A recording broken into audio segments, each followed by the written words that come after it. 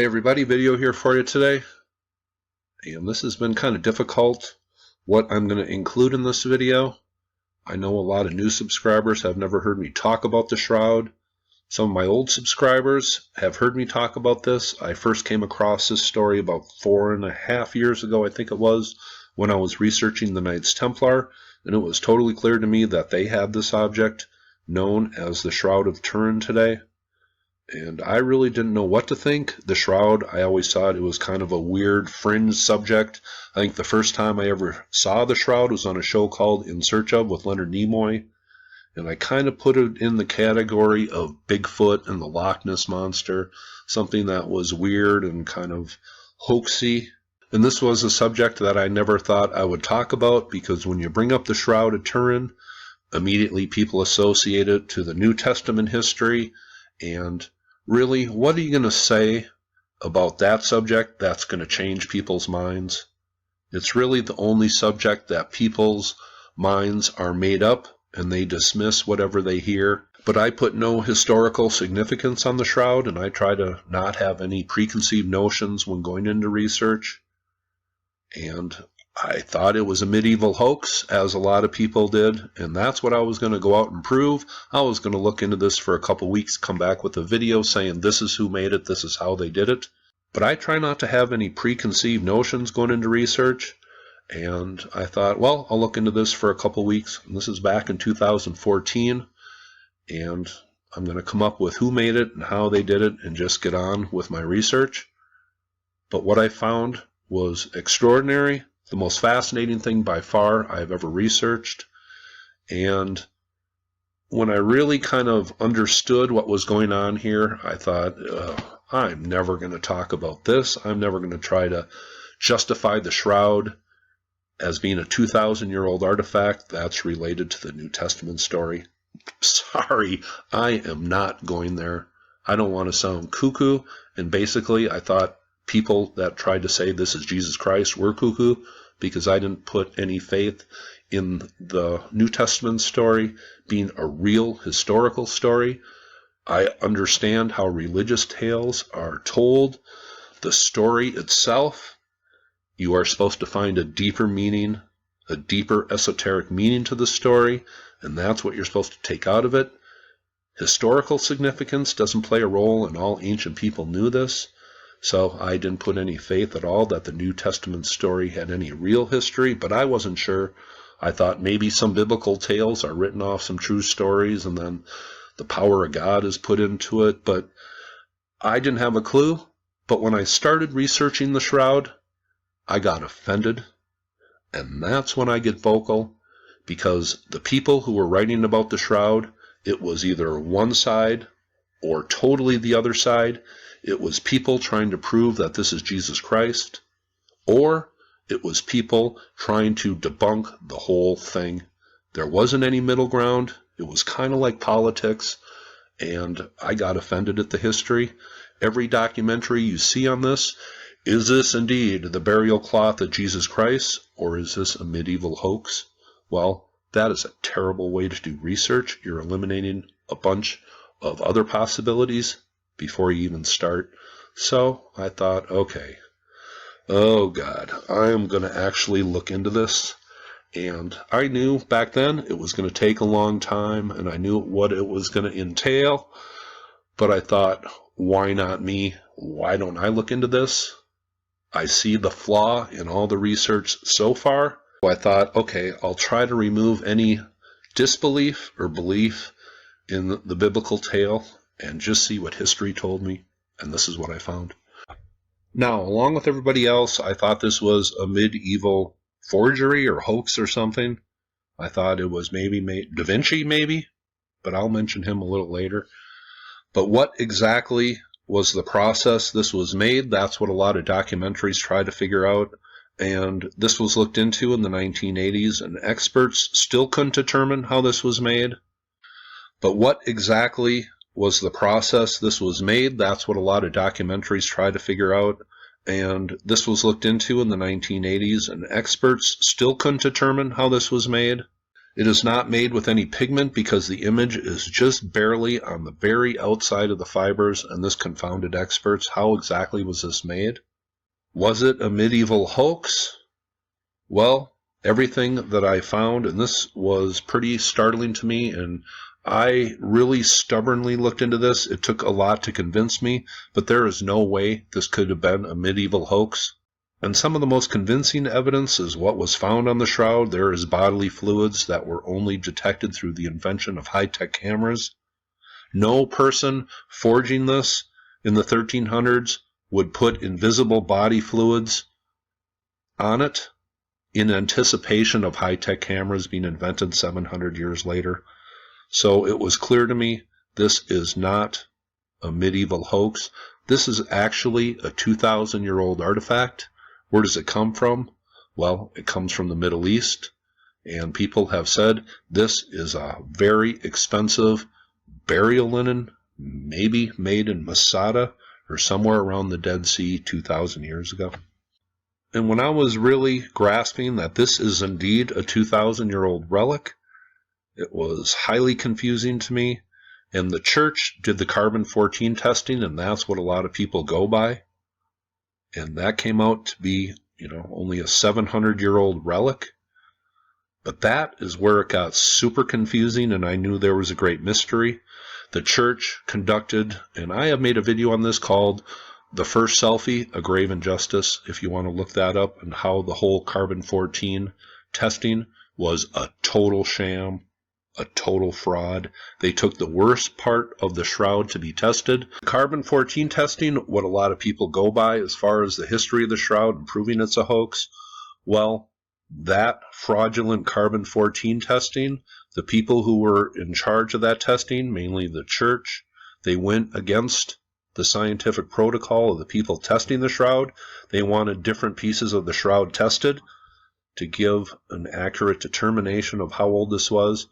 But instead, they were forced to go against protocol and take a piece of the linen that was remended in the 1500s after a fire.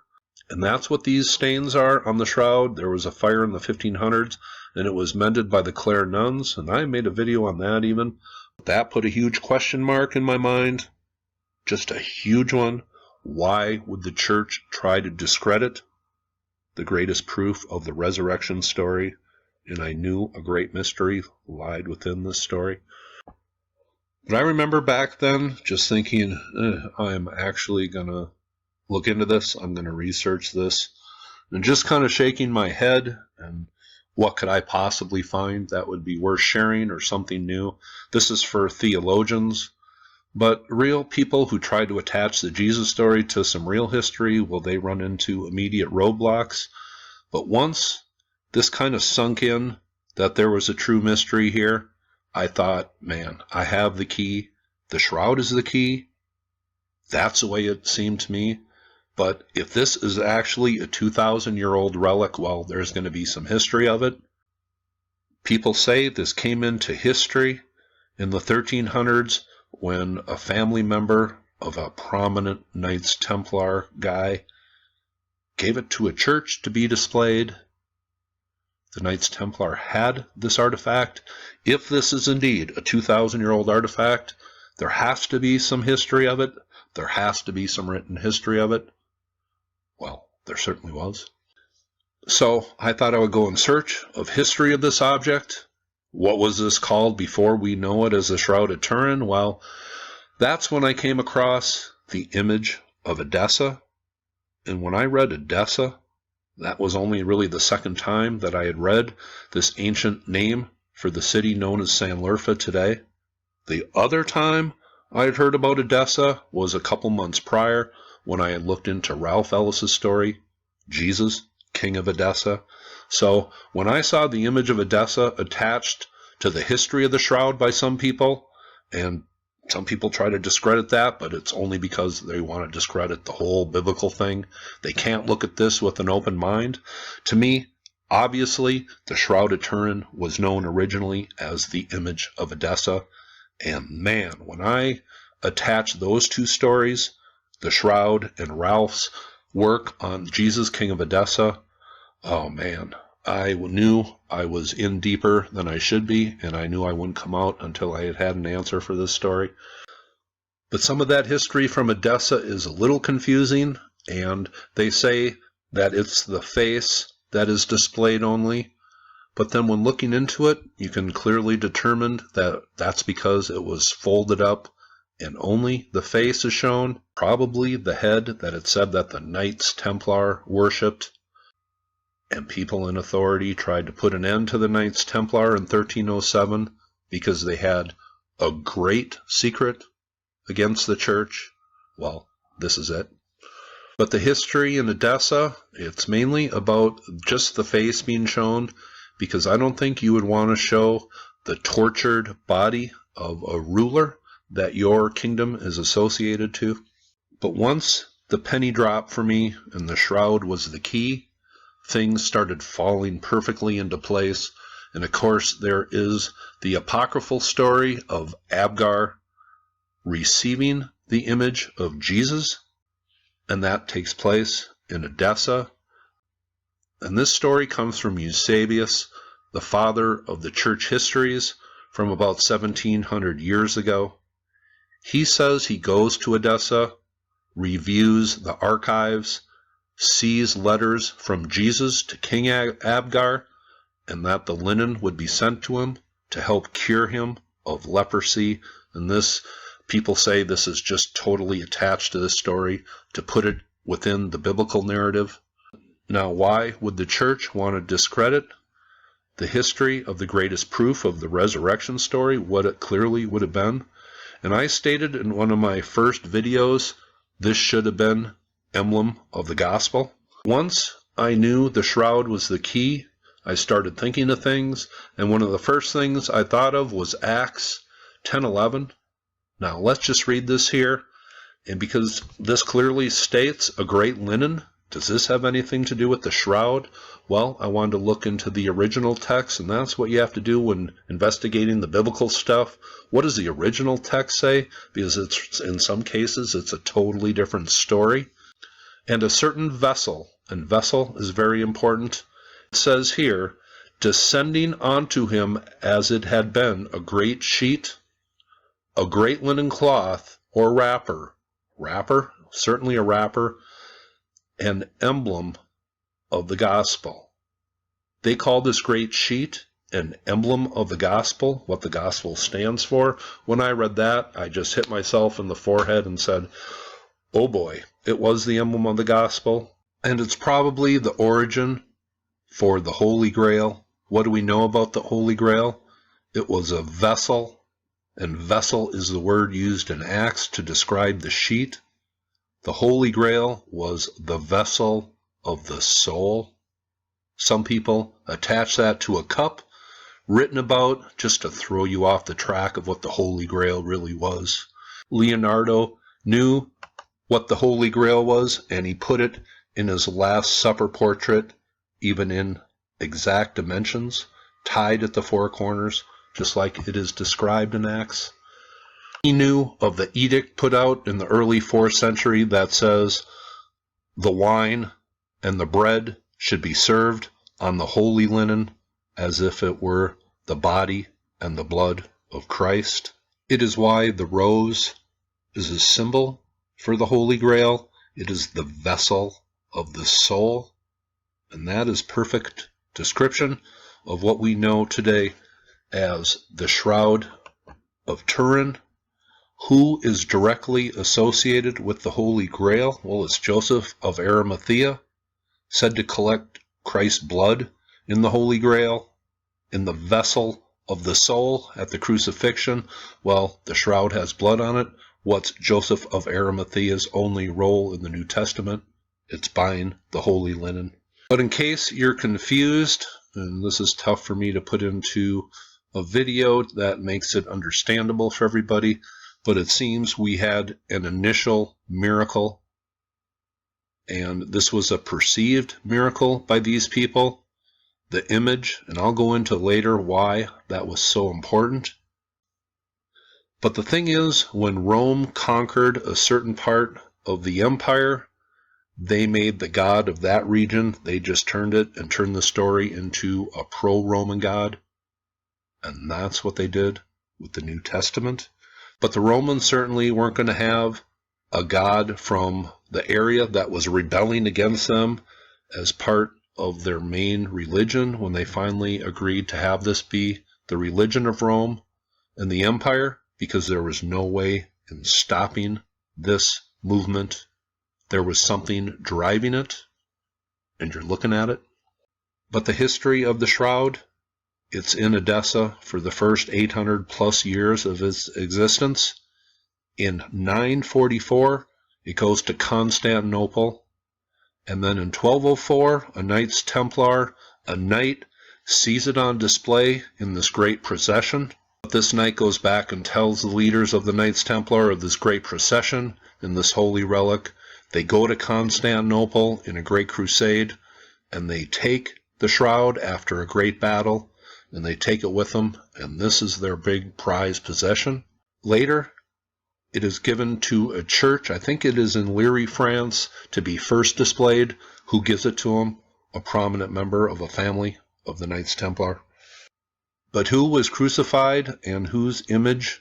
And by the way, I think if we did proper research, this image could be explained in a non-miraculous way if proper research was done on this. But who is this in real history? Well, when I was doing my video on Saugmentar, I came across a line of who was worshipped here. Syriac inscriptions by the Abgar dynasty. They call it Mariella is the word, and something like that. And when I saw that, I thought, well, maybe this is the original word that they used to describe Shroud Man, this Mariella. So I just put into Google search, Mariella sarcophagus, and I came up with this. And when I saw this, I knew I had the answer. When I looked into it, I made this video. This is called the Mystery of Mar Elian. The most horrifying video I could ever imagine doing. I will leave some links below, but I knew this is where Shroud Man was buried. Where is this? This is in ancient Homs, ancient Emesa, and there is 2 priest kings that the story is whitewashed. They were involved in the Jewish revolt, and they are the keys to this story of who this guy really is. We have Azizus of Emesa, a priest king, and the story of him and his brother Sohemus. And that's who I originally thought was, mainly because I thought this guy for sure died in 73 AD. But when looking into this, I think it was most likely Azizus, his brother, who died, I believe now, in 66 AD. And this is a very important date. The history of ancient Emesa comes to an end in 73 AD. It doesn't exist after this. The Romans totally eliminated this kingdom. Why? Because I think one of their last priest kings was the template for the Jesus Christ figure in the New Testament. We have the Syriac inscriptions at Saugmentar from Abgar, who had this image, what we call the Shroud of Turin today. He had it originally. By what they call it, I can trace it to ancient Emesa and 2 priest kings that were involved in the Jewish revolt. The connection doesn't get any clearer. But what was worshipped at ancient Edessa, where the image of Edessa first was, what we call the Shroud of Turin today? Who was worshipped? Azizus. In Syrian mythology, at Edessa, in Syria, the god of the sun, so that would make his birthday December 25th. But a funny thing happens. Felix, the Roman governor of Judea, well, he takes Azizus' wife, Drusilla, and when I say takes, he either woos her or literally takes her. Azizus is furious. He launches campaigns against Rome. This is my story. This is my belief. He is caught and crucified and becomes a sun god. And that really lies the whole underlying story of where the New Testament story comes from. Historians who look into ancient Emesa and Aziz and his brother Sohemus, who was later said to be the sun god of Baalbek, and that's where this kingdom worshipped, at Baalbek, and that's why you don't read about Baalbek in the New Testament, where it clearly should be said. But even historians looking into this time period say it's very limited, it's very confusing. Some say Sohemus was married to this Drusilla, others say Aziz was. And I think it's purposely miswritten, so an original story cannot be found. We know from Abgar, who had the image, that the worship of this guy is called Mar Elian. Well, the sarcophagus of this guy is in ancient Emesa, ancient Homs. It's directly tied to the story of Aziz, or his brother Sohemus, who could also be called Aziz. But from the inscriptions at Sogmatar, Mariella, and the tomb of Mar Elian, what does Mariella mean? It means the Elijah.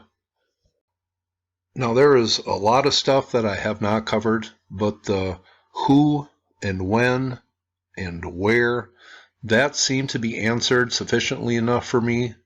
But what really bothered me was the why. Was this a miraculous perceived miracle just because this image appeared?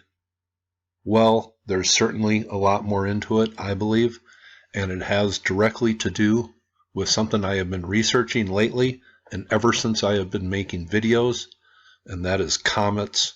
Those of you who have listened to Randall Carlson speak about the history of comets and how it is really important back a long time ago, and it was woven into the beliefs of the very people who were living thousands of years ago.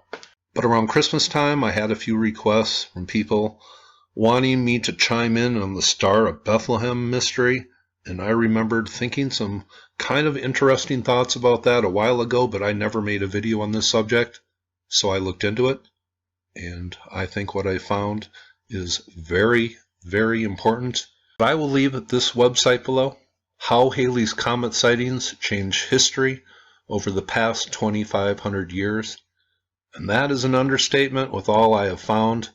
But this great comet, last seen, I believe, in 1986, when we had a very poor sighting, just based on where it was located in the solar system at that time, but really the most famous comet of all time, and it's directly related to the Star of Bethlehem story, and I'll tell you why. It says, ancient Greek texts reveal the earliest recorded sighting of the solar system's most famous comet 2,500 years ago. Since then, Halley's Comet has repeatedly cameoed in history, getting credit for toppling armies, birthing empires, and even killing Mark Twain. Halley's Comet is the most famous of the short-period comets, which are comets that complete their eccentric orbits in 200 years or less. It's the only short-period comet that's visible to the naked eye, and its 76-year circuit means it's the one comet that pretty much everyone can hope to see, if not twice, during their lifetime. Because of this uniqueness, its often dazzling appearances, it's becoming something of humanity's companion throughout human history, popping up again and again in historical records. It says astronomers recently modeled the comet's approach in 466 BC, then looked for ancient texts that matched its probable appearance, the previous early recorded appearance, or, as it's more technically known, apparition, was by Chinese scholars, noting that the passage of the comet in 240 BC, which is 3 apparitions later than the 466 BC event. That model suggests the comet would have been visible for about 82 days in 466 BC from the ancient equivalent of June 4th to August 25th. Amazingly, the ancient Greeks recorded an event that's pretty much perfectly matches that description. Authors from that year described a wagon-sized meteor that struck northern Greece one day, which quite understandably terrified the neighboring population and created one of the ancient world's most popular tourist destinations. Significantly, the authors note the presence of a comet in the sky at the time the meteor struck, and the comet remained in the sky for about 75 days. Considering atmospheric conditions might have slightly reduced the 82-day presence of Halley's Comet, that's an excellent match. So that's the earliest known record of Halley's Comet, at least for now. The comet has probably been in its current orbit for anything from 16,000 to 200,000 years. Indeed, if it's the latter, then Halley's Comet has been visiting Earth since the first emergence of anatomically modern humans, which would be another really cool coincidence. Either way, Halley's Comet has been visiting humanity for a long time. And it goes on to say, so it's possible an even earlier sighting will turn up in the records of ancient Sumer or Egypt. As Babylonian tablets mark its apparitions in both 164 and 87 BC, that second appearance may have actually been recorded in the local currency, a coin featuring the Armenian king. Tigranes the Great features a star with the curved tail on its crown, and there's some thought that this is meant to be Halley's Comet. Speaking of which, there's some thought the comet's apparition in 12 BC provided the basis for the biblical tale of the Star of Bethlehem. Although it's not impossible, there's nothing about the New Testament's descriptions that clearly indicate it was Halley's Comet, and there were other comets that passed Earth closer in the time to the assumed date of Jesus' birth, and I'll get back to that. The comet's most celebrated appearance probably came in 1066, although not quite as close as the 837 apparition. It was a remarkable sight, 4 times bigger than Venus and about a fourth as bright as the moon. English astrologers took its appearance as an omen for the upcoming battle between the English and invading Normans. Of course, it was only after the Battle of Hastings that the English learned what type of omen it was, a good one for the new king, William the Conqueror, but a very bad one for the now dead King Harold II. William the Conqueror called it a wonderful sign from heaven, and that's what comets were in ancient times. They were omens, either really good, really bad, sometime announcing the birth or death of a king. Here is a depiction with Halley's Comet depicted right here. It says, but spurring on, the Norman invasion of the British Isles wasn't enough for Halley's Comet. Its encore in 1222 was even more world-changing. Genghis Khan is said to have considered the comet his own personal star, and its westward trajectory inspired him to head west himself, launching his invasion of the southeastern Europe that would leave millions dead. But it says, beginning in the 16th century, the comet moved from the domain of astrology to that of astronomy.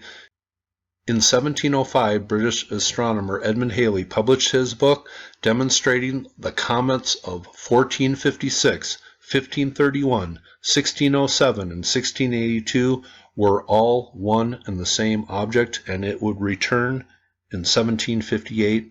He didn't live to see that he was correct, but at least he gained the immortality of having a comet named after him.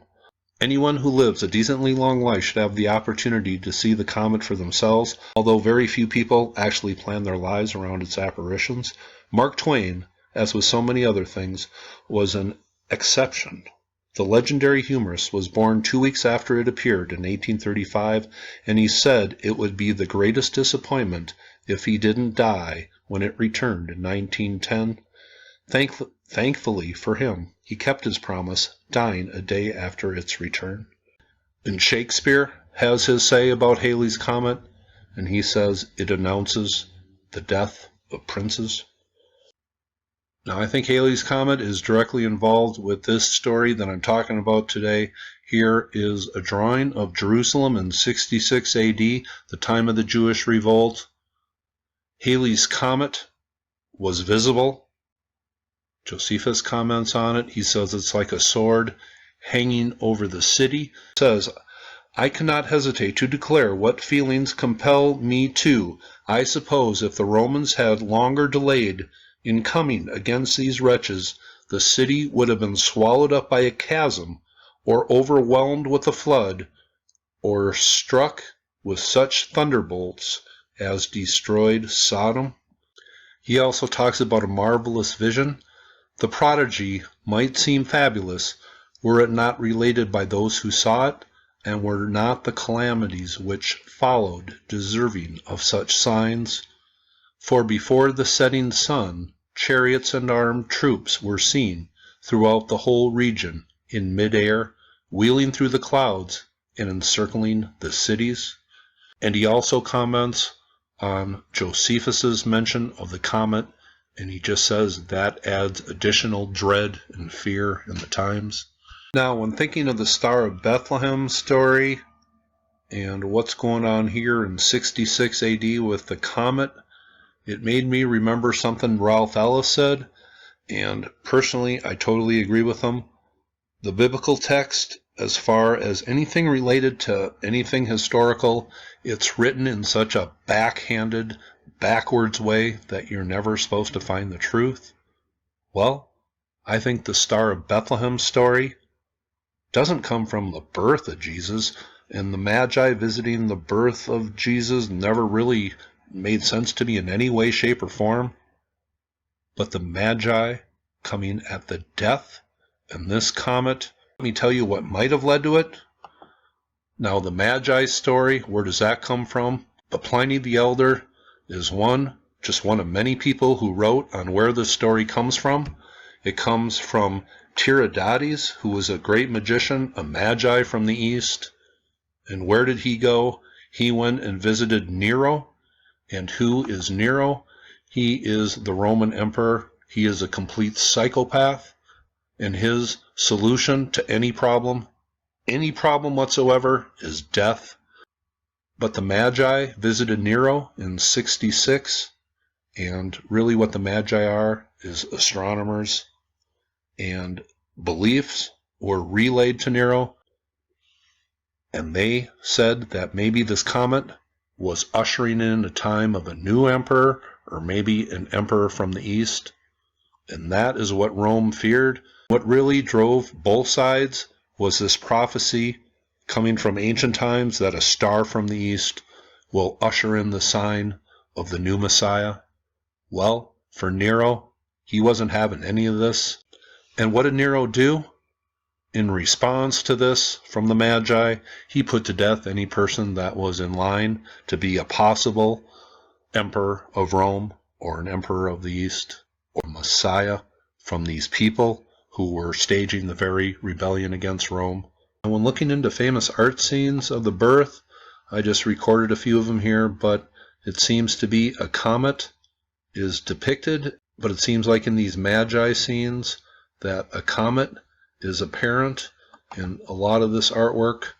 Here is another one, but I just recorded some of these. Seems to be a comet in the sky in all these. When reading some of the New Testament birth scenes, it just appeared to me that it had a little bit to do more with the death than the birth. Some of the things were just very weird to me, but this comet signified the birth of the man as a god, and that didn't happen until he was crucified. But of course, if you have the Jesus story, you have to refute the original miracle. Early church fathers place this early miracle on Simon Magus. It says also nicknamed the Standing One for obvious reasons. Obvious to me because the Standing One is a code name for the Shroud of Turin to the early writers. He was the first of the Gnostics. He was the father of all heresies. He is the one directly related to the Shroud of Turin, according to the church fathers. In fact, he is called the father of all heresies, and I read one of the first Gnostic texts that says it's all about the image on the linen. It says, he is confused with other Simons of the age, and that's the way the biblical text goes. It is very confusing. It's written in a backhanded way with similar names just to confuse you, and even people back then commenting on the Bible say you'll never find the true history in the symbolic, rewritten way that it was formed. But with after all I read, it's clear there was an initial story, an initial perceived miracle. And then the New Testament is written off that, and things are changed. things are omitted. Here is a verse. This is called the Secret Gospel of Mark. This was omitted from the New Testament. It says, "And they came into Bethany, and a certain woman whose brother had died was there. And coming, she prostrated herself before Jesus, and says to him, Son of David, have mercy on me. But the disciples rebuked her, and Jesus, being angered, went off with her into the garden, where the tomb was, and straightway going in there was a youth. He stretched forth his hand, and raised him, seizing his hand. But the youth, looking upon him, loved him, and began to beseech him that he might be with him. And going out of the tomb, they came into the house of the youth, for he was rich. And after 6 days, Jesus told him what to do in the evening. The youth comes to him, wearing a linen cloth over his naked body, and he remained with him that night, for Jesus taught him the mystery of the kingdom of God." So what enables this youth to be taught the kingdom of God? Wearing a linen over his naked body. This is why this is omitted from the New Testament. It cut just a little too close to the truth for these people who finally put this together at the Council of Nicaea. And that was really a battle of East versus West. The Roman, pro-Roman story versus the original miracle. And it was a war of the pen in the Gnostic Gospels.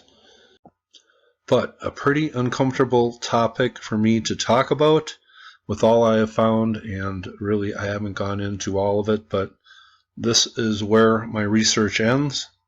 Who this guy is, it's clear to me. It is Aziz of Emesa. He came at the time of a comet that signaled the birth or death of kings and other things to people. The comet was so important in ancient times and what people viewed. The very people who had the original image tell us what they called it, and that man's sarcophagus is located in ancient Emesa, exactly where Aziz comes from. I just think there was an original miracle. The Romans retold that in the story that we call the New Testament. But I don't think you can trust any of the sparse history you can find on ancient Emesa and Aziz. I think he was crucified around 66 AD when this comet was in the sky. Now, the Shroud has pointed me to a lot of answers that I was always wondered about as far as the biblical text. But the way the biblical text is written in this kind of backwards way, it all made sense to me. When the comet was the Star of Bethlehem in the New Testament text, but in real history, it marked the death, and both sides felt it. Even coming from Genesis, it says, "Let there be lights in the vault of the sky to separate the day and from the night, and let them serve as signs to mark sacred times." Other interpretation, one coming from the King James Bible, and I use that one a lot. That just seems to be the least watered down version, but it says, "And God said, Let there be lights in the firmament of heaven to divide the day from the night, and let them be for signs, and for the seasons, and for the days and years. But let them be signs that mark sacred times." That is so important, and that puts the whole Jesus story or Shroud story into perfect context with what was going on at the time. I don't like talking about subjects that involve people's core beliefs, but as I have said throughout my videos, I'm only interested in what actually happened. This is my version of it. If you don't believe it, well, I don't blame you. I didn't believe my own research. That's why I tried to debunk it several times. And believe me, if you think I'm good at coming up with new things to think about, well, debunking things is what I'm best at. And finally, what is more important? The name attached to this person in the different religions that this object was written off of? Or is the meaning of this object to these ancient people and the deep meaning that it invoked in all these tales, is that more important, or the name put on this guy by men who later rewrote this story? I ask you that. Hope you thought this was interesting, and you all have a very nice day.